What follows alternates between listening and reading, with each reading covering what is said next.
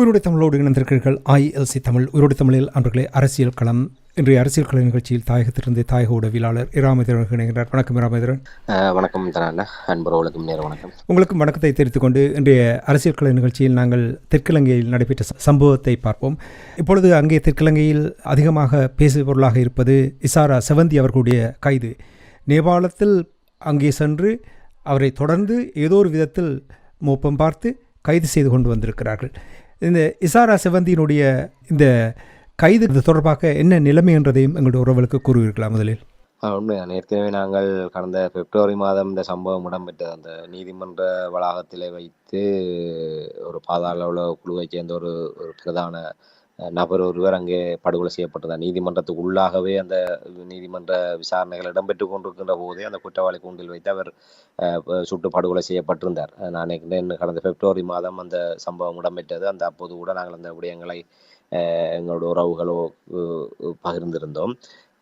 அந்த சம்பவத்திலே அந்த சட்ட புத்தகத்துக்குள் வைத்து கைத்துப்பாக்கியை நீதிமன்ற வளாகத்துக்குள் கொண்டு சென்று அந்த தாக்குதல் நடத்தியவரிடம் வழங்கிய செயல்பாட்டை மேற்கொண்டதுதான் அந்த இசாரா செவ்வந்தி என்று அப்போது அடையாளம் காணப்பட்டது. அந்த இசாரா செவ்வந்தி தான் சட்ட புத்தகத்துக்குள் அந்த வெட்டிய கைத்துப்பாக்கியை மறைத்து வைத்து கொண்டு வந்து அதை கொடுத்து அந்த சம்பவத்துக்கு ஒத்துழைப்பாக இருந்திருக்கின்றார். அப்போது ஒரு சிலர் அதோடு தொடர்புபட்டு கைது செய்யப்பட்ட போதும் இவர் நீண்ட நாட்களாக ஒரு தேடப்பட்டு வந்த நிலைமையிலே தான் இருந்தார். இப்படியான ஒரு நிலைமையில்தான் சில நாட்களுக்கு முன்னர் நேபாளத்தில் வைத்து அவர் கைது செய்யப்பட்டார் என்ற செய்தி வெளியிடப்பட்ட ஒரு விசேட புலனாய்வு குழுவினர் நேபாளம் சென்று நேபாள போலீசாருடைய ஒத்துழைப்போடு அவர் கைது செய்யப்பட்டிருக்கிறார் என்ற செய்தி வெளிவந்தது. சில நாட்களிலே அவர் இலங்கைக்கு அழைத்து வரப்பட்டு குற்றப்புலனாய்வு திணைக்களத்திடம் ஒப்படைக்கப்பட்டு விசாரணைகள் முன்னெடுக்கப்பட்டு வருகின்றது. குறிப்பாக அவரோடு 5 பேர் கைது செய்யப்பட்டிருக்கின்றார்கள். அங்கே தங்கி இந்த குற்ற கும்பல்களோடு தொடர்புபட்டு அங்கே அவரோடு தங்கியிருந்த அடிப்படையிலே கைது செய்யப்பட்டிருக்கின்றார்கள். அவரிடம் விசாரணைகள் முன்னெடுக்கப்பட்டு வருகின்றது. ஆகவே இவர் ஒரு இலங்கையில செயல்படுகின்ற பிரதான அந்த பாதாள உலக குழுக்களினுடைய ஒரு செல்வாக்கு மிக்க ஒரு தரப்பினரால் கையாளப்பட்ட ஒருவராகத்தான் இவர் பார்க்கப்படுகின்றார். ஆக இவருடைய தொடர்புகள் மூலமாக அந்த பாதாள உலக குழுவினுடைய வலையமைப்பு மேலும் கண்டறியப்படுவதற்கான ஒரு வாய்ப்பு இது ஏற்படுத்தி இருக்கின்றதான் அவதானிக்கூடியதாக இருக்கின்றது. அதை விட உங்களுக்கு தெரியும், சில காலத்துக்கு முன்னர் இந்தோனேசியாவில் இருந்தும் இதே போன்ற ஒரு பாதாள உலக குழு, அதுவும் ஒரு பிரதான பாதாள உலக குழுவினுடைய ஒரு பிரதான ஒரு குழு ஒன்று அங்கே கைது செய்யப்பட்டு இங்கே அழைத்து வரப்பட்டது. அவர்களிடம் மேற்கொண்ட விசாரணையில் தான் இசாரா செவ்வந்தியினுடைய அந்த தகவல் வெளிவந்திருந்தது.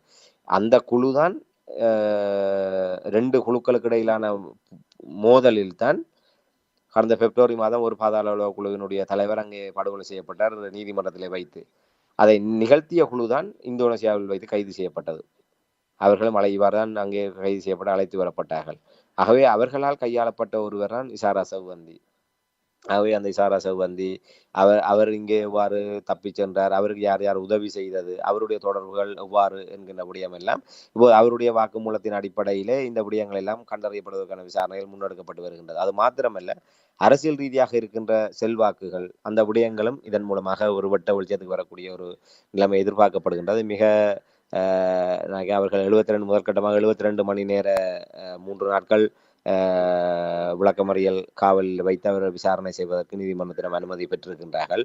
ஆகவே இப்போது அவரிடம் விசாரணைகள் மேற்கொள்ளப்பட்டு வருகின்றது. சில தகவல்கள் வெளிவந்து கொண்டிருக்கின்ற ஒரு விசாரணையிலே அவர் சொல்லப்படுகின்ற செய்திகள் வந்து கொண்டிருக்கின்றது. ஆகவே இது உண்மையிலே நாங்கள் சொல்வதாக இருந்தால், நாங்கள் மீண்டும் ஒரு விடயத்தை அவ்வப்போது எங்களுடைய உறவுகளுக்கு நினைவுபடுத்த வேண்டும். என்றால் எங்களுடைய வலையொலியினூடாக, யூடியூப் வலையொலியினூடாக இந்த பதிவுகளை முதல் தடவையாக கேட்பவர்களுக்கு ஒரு தெளிவு வேண்டும் என்பதற்காக நாங்கள் இந்த விடயத்தை கூறுகின்றோம். நாங்கள் நேர்மையாக, அது அன்னூர் அரசாங்கமாக இருக்கட்டும், இல்லை MA சுமந்திரனாக இருக்கட்டும், இல்லை கஜேந்திரகுமார் பொன்னம்பலமாக, எவராக இருந்தாலும் நேர்மையாக அவர்கள் சரியான விடயங்களை செய்கின்ற போது அவர்களை சரியான விதத்திலே நாங்கள் அவர்களை வரவேற்று அந்த விடயங்களை கொண்டு வர நாங்கள் காத்திருக்கின்றோம். அதற்காக அனுரகுமார் திசாநாயக்க அரசாங்கம் இதை செய்துவிட்டது என்பதற்காக தமிழ் மக்களுடைய விவகாரத்திலும் இவர்களை நாங்கள் நம்பலாம், கண்ணை மூடிக்கொண்டு இவர்களுக்கு பின்னாலே பயணிக்கலாம் என்று சொல்வதற்கு நாங்கள் தயாராக இல்லை. தமிழ் மக்களுடைய விவகாரம் என்பது வேறு விதமான பின்புலம், இது என்பது வேறு விதமான பின்புலம். ஒரு அரசாங்கமாக ஒரு குற்ற கும்பல்களை கட்டுப்படுத்துகின்ற வகையிலே இந்த அனுரகுமார திசாநாயக்க அரசாங்கம் மிக நேர்த்தியாக இந்த விடயங்களை கையாண்டிருக்கின்றது என்பதை நாங்கள் வெளிப்படையாக பாராட்ட தயங்கப் போவதில்லை. இந்த கைது தொடர்பாக செய்திகளை பார்க்கும் பொழுது யாழ்ப்பாணத்தைச் சேர்ந்தவர் ஒருவர் இதன் பின்னணியில் உறுதுணையாக இருந்து தப்பிச் செல்வதற்கு வழிவகுத்திருப்பதாக செய்திகள் கூறுகிறது. என்ன நிலைமை, யார் இதன் பின்னணியில் இருந்தார்கள் என்று அறியக்கூடியதாக இருந்ததா? போலீசாருடைய இந்த அரசரப்பு தகவல்களின் அடிப்படையிலே யாழ்ப்பாணத்தைச் சேர்ந்த ஒரு இஸ்லாமியர் ஜே.கே. பாய் என்று சொல்லப்படுகின்ற ஒரு இஸ்லாமியர் தான் அவரை இந்த கொழும்பிலே இந்த தாக்குதல் சம்பவம் இடம்பெற்றதுக்கு பிற்பாடு இங்கே யாழ்ப்பாணத்திலே வேறு ஒருவர் அவரை காரில் அழைத்து வந்திருக்கின்றார். அழைத்து வந்து யாழ்ப்பாணத்திலே தங்க வைத்து இங்கிருந்து சில நாட்கள் யாழ்ப்பாணத்திலே தங்க வைத்து விட்டு இங்கிருந்து கடல் வழியாக இந்தியாவுக்கு அழைத்து சென்றிருக்கின்றார். ஜே.கே. பாய் என்பவர் தான் இதில் சம்பந்தப்பட்டவராக அரசு தரப்பு தகவல்கள் தெரிவிக்கின்றன. அதே நேரத்தில் வேறு அந்த விசாரணைகளை முதற்கட்ட தகவல் அடிப்படையிலே அவர் அந்த உண்மையில் அந்த ஆரம்பத்தில் இந்த நீதிமன்ற விடயத்திலே தொடர்படுகின்ற போது அவர் ஒரு நீளமான தலைமுடியோடு காணப்படுகின்ற புகைப்படங்கள் வெளிவந்து இசாரா செவந்தி என்றாலே ஒரு அடர்த்தியான நீளமான தலைமுடியோடு நடமாடக்கூடிய ஒருவராகத்தான் எல்லோராலுமே பார்க்கப்பட்டது. அப்போது அந்த புகைப்படங்கள் தான் போலீசாராலும் வெளியிடப்பட்டது. ஆகவே தன்னுடைய உருவத்தை மாற்றுகின்ற வகையிலே உடனடியாக தன்னுடைய தலைமுடியை குட்டையாக வெட்டி தன்னுடைய தோற்றத்தை மாற்றியதற்கு பிற்பாடுதான் அவர் அங்கே கொழும்பிலிருந்து யாழ்ப்பாணத்துக்கு அழைத்து வரப்பட்டிருக்கின்றார். அழைத்து வரப்பட்டு யாழ்ப்பாணத்திலே அந்த ஜே.கே. பாய் என்று சொல்லப்படுகின்ற அந்த நபருக்கு தெரிஞ்ச இடத்திலே அவர் தலைமறைவாக வைக்கப்பட்டு அவருடைய ஏற்பாட்டில் இங்கிருந்து படகு மூலமாக தமிழ்நாட்டுக்கு சென்றிருக்கின்றார்கள். இந்தியாவில் சில நாட்கள் இருந்து இந்தியாவிலிருந்து தொடருந்து மூலமாக அவர்கள் நேபாளத்துக்கு சென்றதாக இப்போது அந்த விசாரணையிலே தெரிய வந்திருக்கிறார். அவரும் இப்போது கைது செய்யப்பட்டிருக்கிறார். அவர் இங்கிருந்து அவரை அடைக்கலம் கொடுத்ததோடு மட்டுமல்லாமல் அவர் கூடவே இசாரா செவந்தியை அழைத்து சென்று நேபாளம் வரை சென்று அவரோடு இறுதி வரை அங்கே இருந்தது இவர்தான். ஏனால் இசாரா செவந்தியுடனான நேரடியான தொடர்புகள் என்பது மட்டுப்படுத்தப்பட்ட ஒன்றாக இருந்தது இந்த கண்காணிப்பு நடவடிக்கைகளை தப்புவதற்காக. ஆகவே இந்த ஜே.கே. பாய் என்று சொல்லப்படுகின்ற நபர் இவர்களுடைய கண்காணிப்பு வலயத்தில் இல்லாத ஒருவர். ஆக அவருடன் தொடர்புகளை மேற்கொள்வதும் அவரூடாக இசாரா செவந்திக்கான பண பரிவர்த்தனைகளை மேற்கொள்கின்ற வகையிலே தான் இந்த பாதாள உலக குழுவினரால் அந்த ஜே.கே. பாய் அந்த பாதாள உலக குழுவினுடைய ஒரு உறுப்பினராகவும் அவர்களுடைய ஒரு முக்கியஸ்தராகவும் இருந்து செயல்பட்டு வந்திருக்கின்றார். அந்த வகையில் தான் அவர் இப்படியான ஒரு செயல்பாட்டில் ஈடுபட்டது இப்போது தெரிய வந்திருக்கின்றது. இதெல்லாம் நாங்கள் பலமாக சிந்திக்க வேண்டிய ஒன்றாக இருக்கின்றது. இப்போ யாழ்ப்பாணத்தில் இருக்கின்ற எங்களுடைய இஸ்லாமிய சமூகத்தினர் தங்களை தாங்களே இதிலே சுய பரிசோதனை செய்து கொள்ள வேண்டி இருக்கின்றது. இன்று 90ஆம் ஆண்டு அவ்வாறான ஒரு கசப்பான ஒரு அனுபவம் இஸ்லாமிய சமூகத்துக்கு ஏற்பட்டது என்று சொன்னால், இன்று பாருங்கள், இன்றைக்கு ஜே.கே. பாய் என்பவர் ஒரு நபர், ஆனால் இஸ்லாமிய சமூகம் தான் அடையாளப்படுத்தப்படுகின்றது. இன்று அவர் யாழ்ப்பாணத்தை சேர்ந்தவர், யாழ்ப்பாணத்திலே வசித்து வந்திருக்கின்றார். அந்த வசித்து வருகின்ற போதே அவருடைய எத்தனை பேருக்கு அவரோடு பழகியவர்களுக்கு அவருடைய இந்த மறுபக்கம் தெரியுமோ தெரியாது. ஆனால் அவர் ஒரு ஒழுங்கமைக்கப்பட்ட இந்த குற்ற கும்பலான பாதாள உலக குழுவோடு நெருங்கிய தொடர்பில் இருந்த ஒருவர். இன்று ஒரு நாட்டுக்கு மிக மோசமான பாதிப்பை ஏற்படுத்தி இசாரா செவந்தி என்பவரை கொண்டு வந்து இங்கே பதுக்கி வைத்திருந்த யாழ்ப்பாணத்திலே இங்கிருந்து கடல் வழியாக தப்பி செல்வதற்கு உடந்தையாக இருந்து தானும் இன்று வரை அந்த குற்ற கும்பல்களோடு ஒருவராக செயல்பட்டு வருவர் ஒருவர் யாழ்ப்பாணத்தில இருக்கின்ற ஒரு இஸ்லாமியர் என்றால், இதே போன்ற எத்தனை பேர் இருக்கின்றார்கள் என்பது யாருக்கு வெளிச்சம்? ஆக இதுதான் ஆரம்பத்திலே நடந்தது. இந்த இடத்துல நாங்கள் பொருத்தமான இடத்துல அந்த விடயத்தை பதிவு செய்தான் ஆக வேண்டும். இந்த 90ஆம் ஆண்டு இங்கிருந்து இஸ்லாமிய சகோதரர்கள் வெளியேற்றப்பட்டதற்கான அடிப்படை காரணத்தை இந்த இடத்துல நீங்கள் புரிந்து கொள்ளுங்கள். இன்று இது பரவாயில்லை. அன்று 2 சமூகங்களுக்கு இடையே ஒரு பிரிவினை ஏற்படுத்துவதற்கான சூழ்ச்சிக்கு இங்கே இருந்த சிலர் இவ்வாறு துணை போனார்கள். அதன் காரணமாக யாழ் குடாநாடு என்பது ஒரு உணர்வுபூர்வமான பிராந்தியமாக இப்போதும் காணப்படுகின்றது. அப்போது மேலும் யாழ்ப்பாணத்திலே ஒரு முற்றிலுமாக ஒரு வரையறுக்கப்பட்ட ஒரு இடத்திலே தமிழ் இஸ்லாமியர்கள் சேர்ந்து வாழ்கின்ற போது இஸ்லாமியர்களை மையப்படுத்தியதாக ஒரு அசம்பாவிதங்கள் ஏற்படுத்தப்படுகின்ற பட்சத்திலே ஒரு இன கலவரம் ஒன்று இஸ்லாமியர்களுக்கும் தமிழர்களுக்கும் ஏற்படுமாக இருந்தால் அது எவ்வாறான திசை நோக்கி இந்த தமிழர்களுடைய விடுதலை போராட்டத்தை கொண்டு செல்லும் என்பது அப்போது ஒரு எச்சரிக்கையாக பார்க்கப்பட்டது. இதன் காரணமாக அவ்வாறான ஒரு சம்பவம் ஏற்பட்டால் வரலாற்றிலே 2 சமூகங்களும் என்றுமே இணைந்து இருக்க முடியாத ஒரு அளவுக்கு நிலைமை விரிசல் அடையும். இன்று சிங்கள மக்களும் தமிழ் மக்களும் எவ்வாறு சேர்ந்து வாழ முடியாது. ஒரு நட்பு ரீதியாக இருப்பது என்பது வேறு, சேர்ந்து நாங்கள் வாழ்வது என்பது வேறு. இன்று இலங்கை தீவிலே 3 தசாப்தங்களுக்கு மேலாக நீடித்த யுத்தம் என்பது சிங்கள மக்களும் தமிழ் மக்களும் ஒன்றாக வாழவே முடியாது என்கிற முடிவைத்தான் அது கொண்டு வந்து நிறுத்தி இருக்கின்ற. தமிழ் மக்களுக்கு எதிராக இந்த அரசு இயந்திரம் இவ்வாறான அரசு பயங்கரவாதத்தின் ஊடாக இந்த இனப்படுகொலை நிகழ்த்தியதன் ஊடாக நாங்கள் வேண்டும் என்று சொன்னால் எங்களுடைய நட்பு ரீதியாக நட்பு உறவு ரீதியாக நாங்கள் சிங்களவர்களோடு உறவு பாராட்டலாம். ஆனால் கடந்த காலத்தை போன்று ஒன்றாக உரிமையோடு ஒரே உறவென்ற உணர்வோடு வாழக்கூடிய அளவுக்கான இடைவெளியை இந்த யுத்தம் ஏற்படுத்தி விட்டது. 90ஆம் ஆண்டு அவ்வாறு இஸ்லாமிய சகோதரர்கள் இங்கிருந்து வெளியேற்றப்படாத சூழ்நிலை வந்திருந்தால் இன்று யுத்தம் முடிந்ததற்கு பிற்பாடு இன்று யாழ்ப்பாணத்தில் எத்தனை தமிழர்களுடைய பிரதேசத்திலே இந்த தமிழ் மக்களோடு இரண்டரை கலந்து வடக்கில் எத்தனை முஸ்லிம் குடும்பங்கள் வாழ்ந்து கொண்டிருக்கின்றார்கள். அப்படியான நிலைமை வரலாற்றில் எப்போதுமே இருந்திருக்காது. அதன் காரணமாகத்தான் அவர்கள் இங்கிருந்து வெளியேறுவதற்கு ஊக்குவிக்கப்பட்டார்கள். அப்படி ஊக்குவிக்கப்பட்டதன் காரணமாக அவர்கள் ஒன்றும் கெட்டு போய்விடவில்லை. அவர்கள் இங்கிருந்து அகற்றப்பட்டதன் காரணமாக அவர்கள் பொருளாதார ரீதியாக மேம்பட்டவர்கள் பலர் இருக்கின்றார்கள். இன்று அவர்கள் இன்று நாங்கள் எங்களோட சொந்த மண்ணிலே இருந்து கொண்டு நாங்கள் இன்றும் அகதிகளாக இருக்கின்றோம். எவ்வளவு சொத்துக்களை இழந்து நாங்கள் இன்று நிர்கதியாக நிற்கின்றோம். ஆனால் அவர்கள் அப்படி அல்ல. இன்றும் ஒரு எந்தவித கசப்பும் இல்லாமல் எங்களுடைய காசு எங்களுடைய புதுவை நான் சொல்லியதை போன்று புட்டுந்தெங்காப்பும் போன்று என்று அப்படியான ஒரு உறவு தான் இஸ்லாமியர்களுக்கும் தமிழர்களுக்கும் இடையே இருக்கின்றது. அது இன்றும் அது வலுவாக இருப்பதற்கான காரணம் அன்று அந்த நடவடிக்கை எடுக்கப்படாது இருந்திருந்தால் சுட்ட மண்ணும் பச்சை மண்ணும் ஒட்டாது என்கின்ற சிங்களவர்களும் தமிழர்களுக்குமான நிலை போன்று தமிழர்களுக்கும் இஸ்லாமியர்களுக்குமான நிலைமை மாறி இருக்கும். ஆகவே இனிமேல் இப்போது பொறுப்பு இருக்கின்றது. தமிழர்களோடு கலந்து வாழ்கின்ற இந்த இஸ்லாமிய சமூகத்துக்கு ஒரு பாரிய பொறுப்பு இருக்கின்றது. உங்களுக்கு இருக்கின்ற இவ்வாறான விஷக்கிருமிகளை அடையாளம் கண்டு நீங்களாவே உங்களுடைய சமூகத்திலிருந்து ஒதுக்கி வைப்பதன் ஊடாகத்தான் ஒரு சமூக நல்லிணக்கத்தை உங்களால் உறுதி செய்ய முடியும். இல்லை என்று சொன்னால் ஒரு சம்பவம் நடைபெற்றதுக்கு பிற்பாடு நாங்கள் திரும்பி பார்க்க முடியாத சரி செய்ய முடியாத பாரிய தொலைவுக்கு நாங்கள் சென்று முற்றிலுமாகவே ஒரு பெரிய ஒரு இடைவெளி ஏற்படுத்தக்கூடிய நிலைமை ஒரு அவ்வாறுதான் இசாரா செவந்தியினுடைய சம்பவம். அந்த ஜே.கே. பாய் என்பவர் அவர்களுக்கு அடைக்கலம் கொடுத்த விடயம், அவர் இவ்வாறு இந்த ஒழுங்கமைக்கப்பட்ட குற்ற கும்பலோடு தொடர்பட்ட விடயம் எல்லாம் வந்து எங்களுக்கு கற்றுத்தருகின்ற படிப்பினையாக இருக்கு. ஆகவே இந்த சந்தர்ப்பத்திலே எங்களுடைய இலங்கை வாழ் புலம்பெயர்ந்திருக்க எங்களுடைய இஸ்லாமிய தமிழர்களுக்கு நாங்கள் சொல்லிக்கொள்ளக்கூடிய விடயம், நீங்கள் உங்களோடு நெருங்கி இருக்கிற ஒவ்வொருவரையும் சுய பரிசோதனை செய்து கொள்ளுங்கள். அது உங்களுக்கு மட்டுமல்ல, எதிர்காலத்தில் இலங்கை தீவிலே தமிழர்களும் இஸ்லாமியர்களும் ஒரு தாய் வயிற்று பிள்ளைகளாக எங்களுடைய ஒரு தமிழ் பேசும் சமூகமாக நாங்கள் நீடித்த ஒரு அமைதியாக வாழ்வதற்கு அது அடிப்படை அவசியம் என்பதை இந்த இடத்துல நாங்கள் இந்த சந்தர்ப்பத்திலே சுட்டிக்காட்ட கடமைப்படுகின்றோம். இதே நேரத்தில் எப்படி இது சாத்தியமானது? இந்த கைது எப்படி சாத்தியமானது? உங்களோட கேள்வியில ஒரு நியாயம் இருக்கின்றது. ஏன்னா இலங்கையை பொறுத்தவரையில எல்லாமே ஒரு ஆச்சரியம் தான். ஆச்சரியமான அதிசயம் ஆச்சரியம் என்ற வார்த்தைகளை தான் நாங்கள் சொல்ல வேண்டும். என்றால் இலங்கையுடைய வரலாற்றில் இப்படி ஒரு சம்பவங்கள் இதற்கு முன்னால் நடைபெற்றதே இல்லை. கண்ணுக்கு முன்னாலே தெரிகின்ற குற்றவாளிகளை கூட நடமாட விட்டு வேடிக்கை பார்க்கின்ற ஒரு நிலைமையிலே ஒரு இலங்கைக்கு வெளியே, அது இந்தோனேசியா நேபாளம் போன்ற இன்னொரு நாடுகளிலே சென்று இலகுவாக இவர்களால் நடவடிக்கை எடுத்து விட முடியாது. அந்த நாடுகளோடு பதில் அந்த என்ன சொல்றது, அந்த நடிகர் சூர்யானுடைய சிங்கம் படத்தை பார்ப்பதை போன்ற ஒரு காட்சி தான் கண்ணுக்கு முன்னாலே வந்து செல்கின்றது. இன்னொரு நாட்டுக்கு போய் அங்கே பதுங்கி இருந்த ஒரு குற்றவாளியை கைது செய்து வருவது என்பது அவ்வளவு சவாலான விடயம் என்பது ஒரு சினிமா கதையிலே ஒருப்பாக அது காட்சிப்படுத்தப்பட்டிருக்கும். ஆனா அதை விட ஒரு நிஜம் உண்மையாகவே அதை நடைமுறைப்படுத்துகின்ற போது எவ்வாறான சவால்கள் நெருக்கடிகளை ஒரு அரசாங்கம் சந்திக்கும் என்பது உணரக்கூடிய ஒன்று. ஆனால் அதையும் கடந்து இந்த அனுரகுமார திசாநாயக்க அரசாங்கம் மிக நேர்த்தியாக இந்த விடயத்தை கையாண்டிருக்கின்றது என்று சொன்னால் அவர்கள் அந்த புலனாய்வுத்துறை கட்டமைப்பை மிக நேர்த்தியாக அவர் பயன்படுத்தி இருக்கின்றார் நாங்கள் சொல்ல ஒன்றும். இந்தோனேசியாவிலும் அவ்வாறுதான்.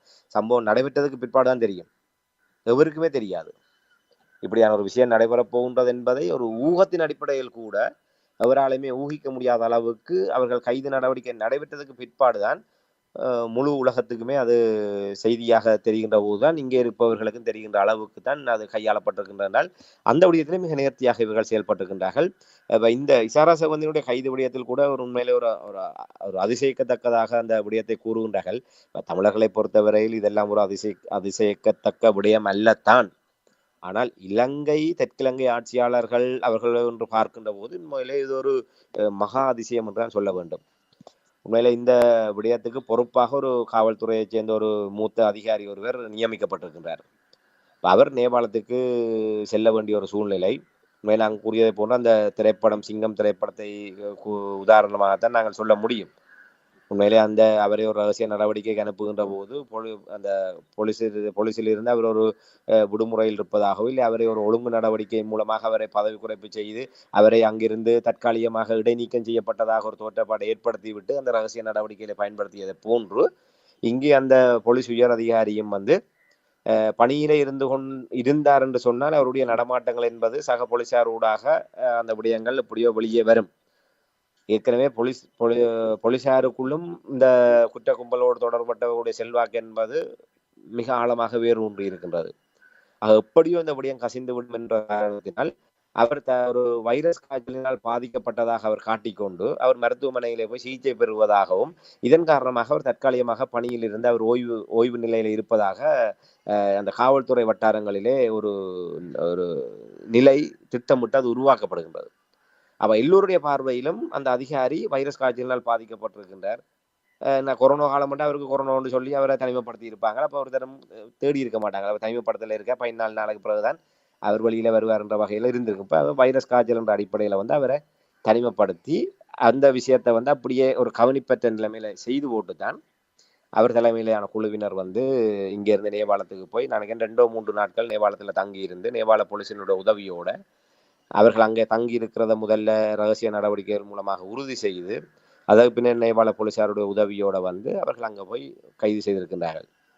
இந்த விடயங்களை எல்லாம் பார்க்கின்ற போது மிக நேர்த்தியாக இந்த விடயங்கள் கையாளப்பட்டிருக்கின்றது. அது நன்றாக தெரிகின்றது. உண்மையிலே நான் இதில் தமிழர்களுக்கு இது ஒரு புதிய விடயம் அல்ல, அதிசயமான விஷயம் இல்லை என்று சொல்லி நான் சொன்னான்டா உண்மையில நாங்கள் இதை நாங்கள் சொல்லி கொண்டு கேட்க இதை விட ஒரு மிகப்பெரிய அசாத்தியமான விடயம் எல்லாம் எங்களோட வரலாற்றில் நடந்திருக்குது.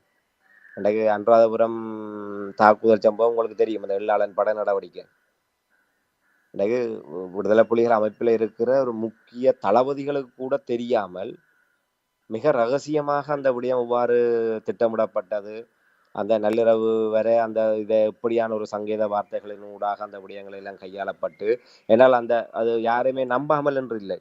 ஆனால் அவ்வாறான ஒரு விடயம் வெற்றிகரமாக எதிர்பார்த்த விளைவுகளை ஏற்படுத்த வேண்டுமாக இருந்தால் மிக ஒரு வரையறுக்கப்பட்ட சில நபர்களுக்குள்ளாக அந்த ரகசியம் பேணப்பட வேண்டும் என்கின்ற நிலைமையிலே தான் இறுதியாக அந்த தாக்குதல் நடைபெறுகின்ற அந்த தருணத்தில் மட்டும்தான் அங்கே கலந்துரையாடல் கலைக்கப்பட்ட மூத்த தளபதிகளுக்கு அந்த விடயங்கள் ஒரு தெரியக்கூடிய ஒரு நிலைமை இருந்தது என்று சொன்னால், இதே போன்று பல விடயங்களை தான் இப்போ நாங்கள் கூறுவதை போன்று ஜேபி அரசாங்கம் அவ்வாறான ஒரு போராட்ட பின்னணியிலே வந்தவர்கள் என்ற வகையிலே அவர்களுக்கும் இப்படியான அணுகுமுறைகள் மிக கைதேர்ந்த ஒன்றாக இருக்கின்றது. ஆக அந்த விடயத்தை மிக கச்சிதமாக அவர்கள் கையாண்டிருக்கின்றார்கள். அதாவது இந்த ஒழுங்குபடுத்தப்பட்ட இந்த குற்ற கும்பல்கள், இந்த போதைப் பொருள் விடயங்கள் இவை அனைத்துமே முடிவுக்கு கொண்டு வரப்பட வேண்டும் என்பதில் இந்த அரசாங்கம் மிக நேர்மையாக செயல்பட்டு வருவதை நாங்கள் இந்த இடத்திலே சுட்டிக்காட்டித்தான் ஆக வேண்டும். அந்த உள்ளார்ந்தமான நிலையிலே அதை நேர்மையாக செயல்படுத்த வேண்டக்கூடிய அந்த வழிமுறையும் அவர்கள் இப்படியான வழிமுறைகளை கையாண்ட இல்லை என்று சொன்னால் இவர்கள் இங்கே தாங்கள் ஊடக சந்திப்புகளின் ஊடாக அதை செய்கின்றோம் இதை செய்கின்றோம் இதை பாருங்கள் இன்னும் சில நாட்கள்ல எப்படி இங்க இருந்து 24 மணித்தியாலத்துக்குள்ளாக உங்களுக்கு ஒரு நல்ல செய்தி கிடைக்கும் இப்படியெல்லாம் ஊடகங்களின் ஊடாக விளம்பரங்களை செய்கின்ற போதே அவர்களுக்கான ஒரு பிடிமானத்தை வழங்கிவிட இது ஒன்று செய்ய போகின்றார்கள் என்று. ஆனால் எதுவுமே இல்லாமல் காதும் வைத்ததை போன்று இந்த விடயங்களை எல்லாம் செய்து கொண்டிருக்கின்றார்கள். அந்த விதத்திலே இந்த அனுரகுமார திசாநாயக்க அரசாங்கம் மிக சரியாக இந்த புலனாய்வு போலீஸ் கட்டமைப்புகளை அந்த பதிலே அவர்கள் தங்களுக்கு உயரதிகாரிகளை பணிக்கு அமர்த்தி அவர்களின் ஊடாக இந்த விடயங்களை அவர்கள் ஏன்னா ஒட்டுமொத்தமாக இது அவ்வாறான ஒரு கட்டுக்கோப்பில் இருக்கிறது நாங்கள் கூறிவிட முடியாது. தங்களுக்கு ஏற்றவாறு இந்த போலீஸ் குற்றப்புலனாய்வு திணைக்களம் புலனாய்வு கட்டமைப்புகளிலே உயர் அதிகாரிகளை இந்த நேர்மையாக செயல்படக்கூடியவர்களை அங்கே பணிக்கு அமர்த்தி அவர்களின் ஊடாக இப்படியான காத்திரமான விடயங்களை இவர்கள் நகர்த்தி இருக்கின்றார்கள் சொன்னால் இது சகல விடயங்களிலும் இது தொடர வேண்டும். இப்படியான செயல்பாடுகள் என்பதைத்தான் நாங்கள் இந்த இடத்திலே கூறிக்கொள்ள முடியும். நான் சாத்தியம் என்று கேட்ட பொழுது நீங்கள் மிகவும் விரிவாக கூறினீர்கள். இருந்தாலும் பாருங்கள், இப்போ பாதாள உலக குழுவை எப்படி அதையும் கூட கைது செய்த சம்பவங்கள் தெரியும். இனி பலருடைய கருத்தை பார்க்கும் பொழுது இராணுவத்தில் இனி புலனாய்வு துறையில் இன்னும் முன்னிய அரசாங்கத்துக்கு விசுவாசமானவர்கள் இருக்கின்றார்கள். இதனால் அனுரகுமார திசாநாயக்காவுக்கு தொடர்ச்சியாக ஒரு அழுத்தமே இருப்பது போல், அதாவது எந்த நேரமும் கண்ணுக்குள்ள எண்ணெய் விட்டு கொண்டிருக்க வேண்டிய ஒரு நிலைமை இருப்பது போல் தெரிகின்ற என்று கூறினார்கள். அது எப்படி சாத்தியமானது? இது அப்படி என்றால் ஒரு சரியான ஒரு பொறுமுறையை உருவாக்கி இருக்கிறார்கள், சரியாக பயணிப்பதற்கு, குறிப்பாக இந்த குற்றம் தொடர்பாக கையாளுவதற்கு சரியான பொறுமுறையை உருவாக்கி இருக்கிறார்கள் என்று நம்புகிறீர்களா?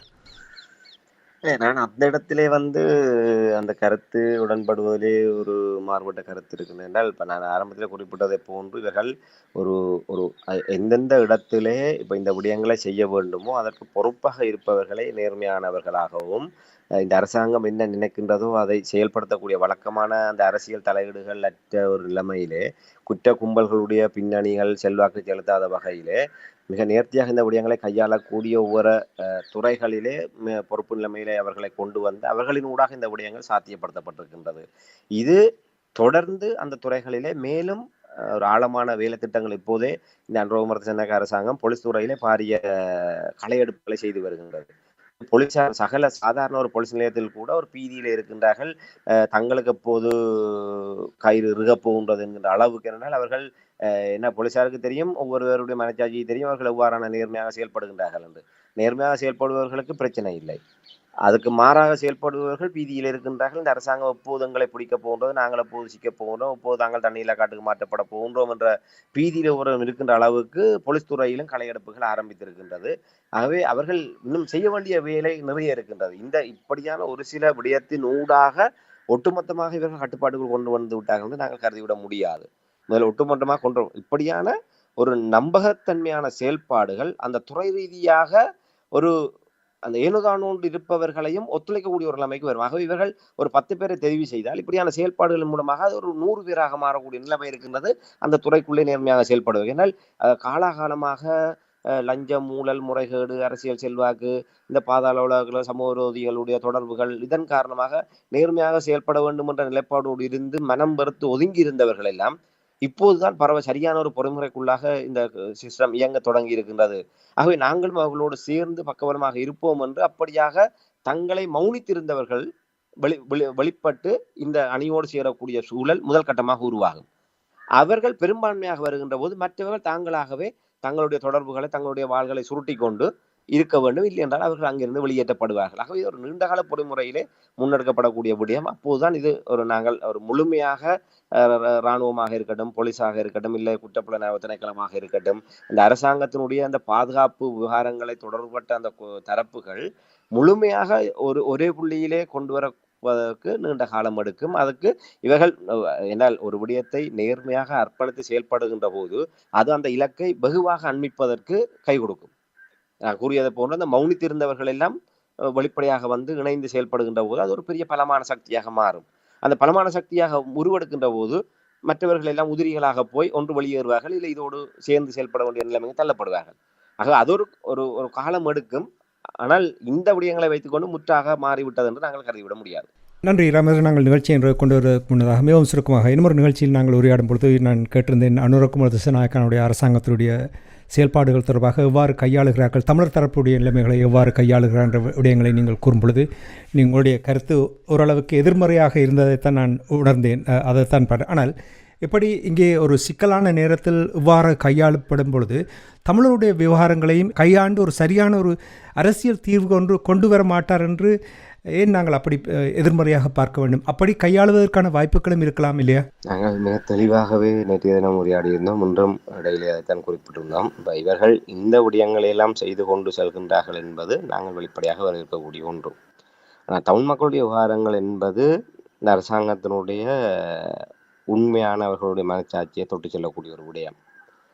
அவர்கள் ஏற்கனவே அதற்கு மனப்பூர்வமாக இதயபூர்வமாக தயாரானவர்களாக இருந்திருந்தால் தங்களுடைய தேர்தல் நடவடிக்கைகளாக இருக்கட்டும், இல்லை அதற்கு பின்னராக இருக்கட்டும் என்று இந்த நாட்டினுடைய பின்னிருந்து இயக்கக்கூடியவர்களாக இந்த பௌத்த பீடங்கள் இருக்கின்றது. அந்த பௌத்த பீடங்களுக்குள்ளாகத்தான் இந்த இனவாதிகள் போய் ஒளிந்திருக்கின்றார்கள். இவர்களும் கடந்த காலத்தில் அந்த பௌத்த பீடங்களினால் கையாளப்படுகின்ற ஒரு இனவாதிகளாகத்தான் செயல்பட்டவர்கள். ஆகவே திருடனுக்கு அந்த திருட்டு வழி தெரியும் என்பதை போன்று இவர்களுக்கு அந்த வழி தெரியும். இந்த இனவாதிகளுடைய கூடாரம் எங்கே, அவர்கள் எங்கே சரணடைகின்றார்கள், அவர்களுக்கு யார் அடைக்கலம் கொடுப்பது, அவர்களை யார் ஊக்குவிப்பது, அவர்களை யார் முறுக்கேற்றி விடுவது என்பதெல்லாம் இவர்களுக்கு நன்றாகவே தெரியும். ஆகவே அந்த இடத்திலே எந்த இடத்திலே ஆணிவேர் இருக்கின்றதோ அங்குதான் சரி செய்ய வேண்டும் என்று. காய்ச்சல் தலையீடி வருகின்றது என்று சொன்னால் ஒரு வெளிப்படையாக ஒரு மழை காலத்திலே காய்ச்சல் தலையீடி வருவதென்பது இயல்பு. ஆனால் ஒரு அசாதாரணமான நிலைமையிலே ஒரு நோய் நிலை வருகின்ற போது அது நேரடியான காரணம் அதுவாக இருக்காது. எங்களுடைய உடலிலே ஏதோ ஒரு உள் உறுப்புகளிலே ஏற்படுகின்ற பாதிப்பினுடைய அறிகுறியாகத்தான் ஒரு காய்ச்சல் இல்லை வேறு விதமான அறிகுறிகள் தெரியும். அது மருத்துவ நிபுணர்களால் தான் கண்டறிய முடியும். நாங்கள் காய்ச்சல் பனடோல் போட்டா சுகமாயிருந்தான் என்றோடு இருந்துடுவோம். ஆனால் நாங்கள் சொல்கின்ற அந்த அறிகுறிகள், அந்த காய்ச்சலோடு சேர்த்து எங்களுக்கு என்ன அறிகுறிகள் ஏற்படுகின்றது என்பதை பொறுத்து மருத்துவர்கள் தங்களுடைய மருத்துவ அறிவை பயன்படுத்தி அதோடு தொடர்புபட்டதான பரிசோதனைகள் மூலமாக ஆழமாக ஒரு புற்றுநோயா இல்லை உள்ளுறுப்புகள் அவயவங்கள் ஏதாவது பாதிப்பா என்பதை அவர்கள் கண்டறிவார்கள். அதே போன்ற ஒரு நிபுணத்துவ அறிவோடு தான் அனுர் அரசாங்கம் இருக்கொண்டு நான் நம்புகின்றேன். ஏன்னால் அவர்களும் அந்த வழியிலே ஏற்கனவே பயணித்தவர்கள். இனப்பிரச்சனை விவகாரத்திலே எந்த வழியிலே போகணும், அதன் ஆணிவேர் எங்கே இருக்கின்றது என்பது அவர்கள் நன்றாகவே தெரியும். எதை சரி செய்தால் இந்த வருத்தம் குணமாகும், பனடோல் மட்டும் கொடுத்து சரி வராது என்கின்ற நிலைமையை கடந்து ஒரு அறுவை சிகிச்சையோ இல்லை வேறு ஏதாவது ஒரு விசேடமான சிகிச்சை வழங்குகின்ற அளவில் தான் இனப்பிரச்சனை இருக்கின்றது. அதற்கான ஆணிவேரை தேடிச் செல்வதற்கு இந்த ஒரு வருஷத்துல என்ன செய்திருக்கின்றார்கள்? அதான் எங்களுடைய கேள்வி. சரி, ஆட்சி வருவதற்கு முன்னரா நீங்கள் அந்த ஒரு சர்வஜன வாக்கெடுப்பாக அதை பயன்படுத்த தவறிவிட்டீர்கள். சரி, அதிகாரத்துக்கு வந்ததுக்கு பிற்பாடு 3-2 பெரும்பான்மைக்கு மேலதிகமாக பலத்தோடு இருக்கின்றீர்கள். இந்த நேரத்தில் நீங்க யாருக்காக பயப்பட வேண்டும்? இப்போது கூட ராஜபக்சே தரப்பினர் அந்த பௌத்த பீடங்களிடம் சென்று சரணாகதி அடைகின்றார்கள் தங்களுக்கு நெருக்கடி வருகின்ற போது. ஏன் அங்கே சென்று உங்களால் தமிழ் மக்களும் இந்த தீவிலே சம உரிமைகளோடு வாழ்வதற்கு தகுதியுள்ள சமூகம் தான் என்பதை உங்களால் அங்கே சென்று நிரூபிக்க முடியவில்லை, அவர்களிடம் ஒப்புதலை பெற முடியவில்லை. ஆக அதை செய்வதை விட்டுவிட்டு நீங்கள் மேம்போக்குத்தனமாக வார்த்தையாளங்களின் ஊடாக இந்த விடயங்களை எல்லாம் நீங்கள் கடந்து செல்ல முற்படுகின்ற போது எங்களுக்கு ஐயப்பாடு வருகின்ற. ஆகவே இந்த நேபாளத்திலே, இஸ்லாமாபாத், அதாவது இந்தோனேசியாவிலே குற்ற கும்பல்களை போய் நீங்கள் கைது செய்த விடயம் எல்லாம் நாங்கள் நேர்மையாக வரவேற்கின்றோம். ஆனால் அதையெல்லாம் செய்த அரசாங்கம் அதே வழியிலே இந்த விடயங்களுக்கு எல்லாம் தீர்வை தருமா என்றால் நிச்சயமாக அது மொட்டந்தலைக்கு முழங்காலுக்கு முடிச்சு போடுகின்ற வகையில் தான் இருக்கும் என்பதுதான் என்னுடைய அவதானிப்பு. நன்றி ராமேந்திரன். இன்றைய நிகழ்ச்சியில் இணைந்து இசாரா செவந்தி அவர்களுடைய கைது அது எவ்வாறு சாத்தியம் என்ற விடயங்களை உயிரோடை தமிழ் உறவுகளோடு பகிர்ந்து கொண்டமைக்காக உயிரோடை தமிழ் அன்பர்கள் சார்பாக நன்றியை கூறிக்கொண்டு மீண்டும் இன்னும் ஒரு நிகழ்ச்சியில் இணைந்திருப்போம். அதுவரைக்கும் நன்றி, வணக்கம். நிச்சயமாக நன்றி, வணக்கம். எமது பார்வையாளர்களுக்கு வணக்கம். மக்களின் குரலாய் ஓங்கி ஒலிக்கும் இலக்கு மின்னிதழ் மற்றும் உயிரோடை தமிழ் வானொலி ஆகிய இவ்விரு ஊடகங்களும் உங்களைப் போன்ற எமது நேயர்கள் நண்பர்களின் ஆதரவிலேயே இயங்கி வருகின்றன. மிக குறைந்த வளங்களுடன் பல இடர்கள் மற்றும் தடைகளை தாண்டி பயணிக்கும் எமது ஊடகங்களின் பணிகள் மேலும் வளர உங்களால் முடிந்த நிதியுதவியை வழங்கி இன்னும் காத்திரமான செயற்பாடுகளை முன்னெடுக்க உதவுமாறு மிகவும் பணிவன்புடன் வேண்டி நிற்கின்றோம். உங்கள் பங்களிப்பு உங்களின் உரிமை குரலாய் ஓங்கி ஒலிக்கும். நன்றி.